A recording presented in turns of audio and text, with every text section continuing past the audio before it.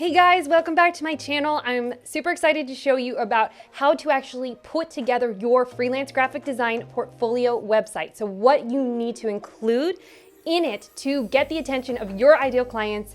Because remember, your site is not about just impressing other designers. You're there to get the attention of who you want to work with and get them to work with you. So you're not putting a bunch of just pretty designs there. You got to be strategic in what you put on the site to really get the attention of the viewers and get them to go through it, look at your stuff, and then contact you. So I'm going to show you some examples of some brands that do this well, and I'm going to give you the points that you need to actually have and include. So here we go. So the first one I want to show you is this brand called Together. Now they're an agency, and they, right at the beginning, somebody lands on their site, they don't say, I'm a designer, or I live in New York, or anything like that. They say, stand out from the crowd. Very simple, but it pushes that pain point because they know that the brands that work with them want to stand out. Okay, so right at the beginning, they hook the person in, and then you go down and you see sample projects that they worked on. It has a very distinct style to it, and you further go down and you see Together is a full service agency that builds products, brands, and websites with ambitious tech companies. So they're saying who they actually work with. So they're not working with all small businesses. You see, they're working with tech companies. So then you can see from their whole brand, from their website, it resonates with tech companies. It has that sleek look to it. Okay, so here is a great selection of their work, some sample projects that they worked on. And when you click on one of these, it'll take it to a case study. So now you can see in a very clean way what they have done. It gives samples of the website they designed. It has some little icons and other elements, and then it has a great testimonial so that they show that what the project the clients worked with were very happy with them. And then you can then see a little bit more of this project, and it's just laid out in a very clean way. And then they can look at more different projects that they worked on, but they're all in this tech company. It's all this tech looking designs, okay? So you see that they don't have 50 different projects here. They just have 6, which is great because you don't want to overwhelm people. You want to give them your strongest work. And then further down, it gives all the different companies they've worked with, which gives credibility, which is awesome. If you don't yet have a bunch of different companies and big companies you've worked with, that's okay. But when you get there, this will just add another layer to your site. And then really, really key is having a call to action. That means get them to do something. So you're saying, let's make something new here, okay? And then contact us. It makes it really easy for them to have somebody reach out to them. Okay, so super simple, really great way of actually showing it. If you want to dig deeper in their site, they show about, they have pictures of them, who they are, and giving just a bit more understanding about them. So that's a great example. Now here's another example of a website, and he says, I design and build high-performing, well-crafted websites based on your customer needs and your business goals. Okay, so he's being personal. He's not talking about how he's an award-winning designer and amazing. He's talking about what he can do for the clients.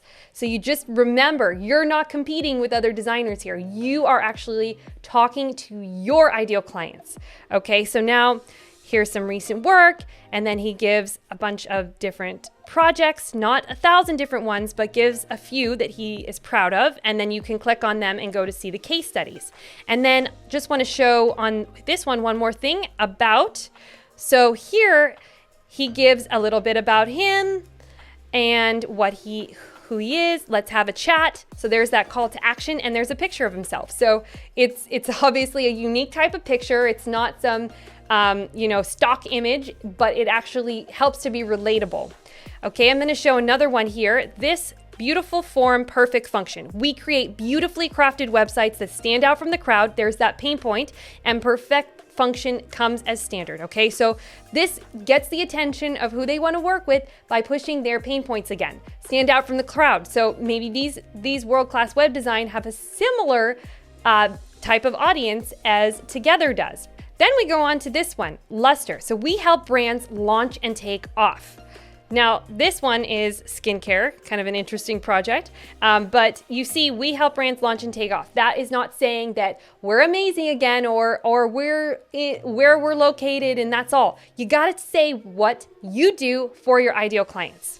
So to recap on what you need to include in your freelance graphic design portfolio website is you have to know your ideal client and actually put that pain point that is really driving them, what would drive them to hire you. Do they need more sales? Do they want to stand out from the crowd? Do they want to grow their business? What is that thing that's going to hook them and get them to continue to look at your website? Then you want to have a nice selection of your work, showing what you have done that you're super proud of. You really don't need more than 3 to 5. And then it's great if you can then link to further case studies on each of the projects. If you can't, that's totally fine. At least show a selection of your work right up front. And then you want to also have testimonials, and you want to show credibility if you have some sort of big brands you've worked with, or even smaller ones, you can put the logos there. And then you really, really need to have a call to action. So that's something that tells them what should they do next. Should they just leave the site? What do you want them to do? Is it to schedule a discovery call? Do you want them to fill out a contact form? You got to direct them where you want them to go and really guide them, okay? And then as many points as you can, putting more pain points in there. Maybe instead of saying contact us, you say, are you ready to grow your business? Something that's going to get them interested to take action. And then you really want to add a personal element. So that could even be on your homepage, having pictures of yourself. It could be in the about section. It could be having a video. When I added video to my own website, it really increased the amount of people actually that started to contact me through the site. So these personal points are really can't be taken for granted. You don't want to be hiding behind some corporate brand, pretending you're this huge brand that you're not.